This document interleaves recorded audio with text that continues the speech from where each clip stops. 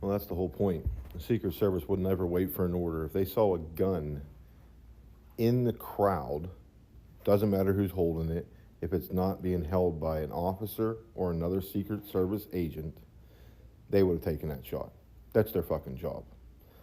They take the shot the second someone says gun, gun, gun. And you're trying to tell me that when the crowd's yelling shooter, the crowd's yelling gunman, that the Secret Service isn't putting into the president's earpiece to get down? That shot should have never happened.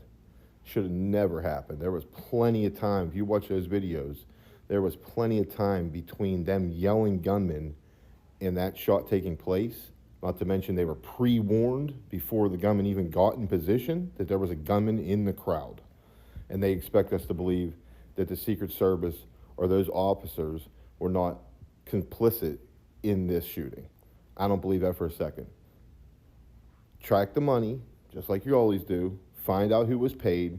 Find out who had party affiliations or some group affiliation. Something's going to come out that somebody on that detail was corrupt and was paid off or threatened to let that shooter through. That's my belief. That is my opinion on this matter. Now, I'm sure we'll find out in the near future here who the shooter was, who he was affiliated with, and I'm sure they'll try to play it off like he was some extremist or whatever.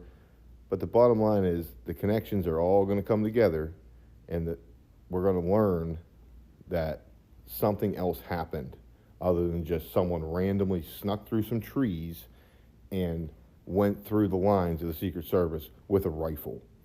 They couldn't have got through there with a pistol, let alone a full-size rifle. That makes no sense.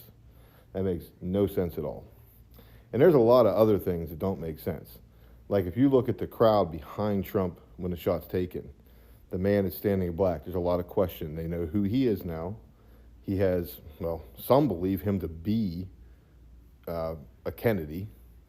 Some even believe him to be RFK. So it's kind of crazy, the conspiracy theories that are swarming around that guy. But when you look at his mannerisms and you look at what he's actually doing as compared to the rest of the crowd, something ain't right about that guy. There's like 9 shots taken in his direction. The president's down in front of him. He doesn't even look at the president. I mean, you're there to see the president, right? Anybody who's at that rally is supposedly a supporter of Trump, or should be. So, you're there to see the president.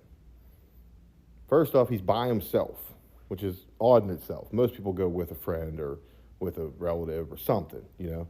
It's odd for you to be there by yourself, but we'll accept that. The man is the only one I see in the whole crowd dressed the way he's dressed. It almost looks like he's wearing a costume. He's not wearing red. He's not wearing patriotic colors.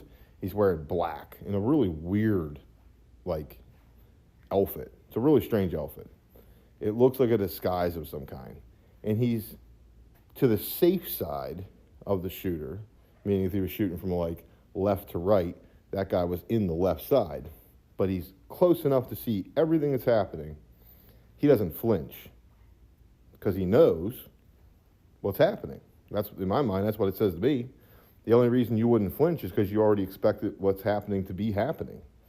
Anybody who didn't know what was happening flinched. They ducked.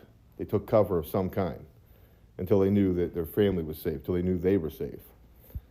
And even then, your concern would be for the president. He didn't even look at the president. He's looking around the crowd. He's holding like some kind of sign.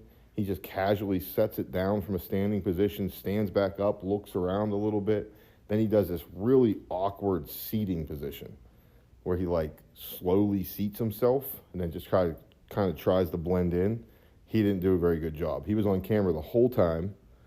He was in frame of the camera the entire time, and everyone saw his mannerisms. His mannerisms did not make sense for the situation at all, and now there's questions about who he is and why he was there, and he has affiliation with people that basically he shouldn't have affiliation with.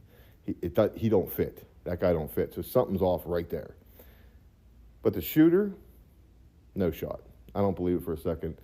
And I believe the Secret Service knew the shooter was there. I believe that they were trained on that shooter, and the second they saw a weapon, they would have taken that shot. So why didn't they? Why didn't they? They put him down really quickly.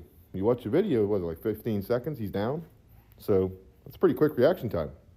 That's what I would expect from the Secret Service in a random event. But this wasn't a random event. They had pre-warnings. They had multiple pre-warnings. Multiple people in the background yelling shooter before the shots happened.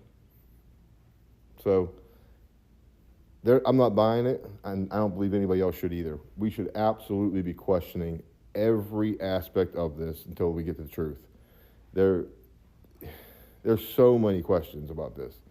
I mean, I'm very familiar with Butler. I've been there many times in my life. It's not a big area. There's not a lot of buildings.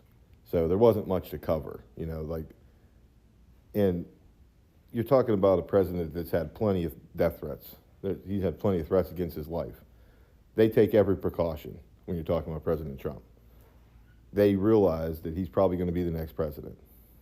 They are going to protect that man. They're sworn to protect that man. They failed at that job today. And if I was him, I would be replacing that detail. I would be handpicking my own detail. And I would be questioning every single thing that's happening in the Secret Service right now and that happened in those police departments. We have to look at all of it. We have to look at anybody whose job it was to protect that scene because they failed as a whole. So whether it be the local police, the state police, unfortunately, we got to look at all of them. And I'm sure that people are going to say there's definitely good cops there. I'm sure there were, but there's some bad ones too. And those are the ones we need to get to the bottom of. We need to figure out who these people are and why they did what they did. Because in my mind, they let that shooter through. They let that shot take place. And it's a matter of why and who was involved. So why is probably going to be an easy one. Either it's political affiliation, they just didn't like Trump, very possible, or they were paid off or threatened. So let's find out who had something to lose, who had something to gain. These are all questions we need to be asking. And if we don't ask these questions, we're just failing as citizens of this country, the same as the Secret Service failed today.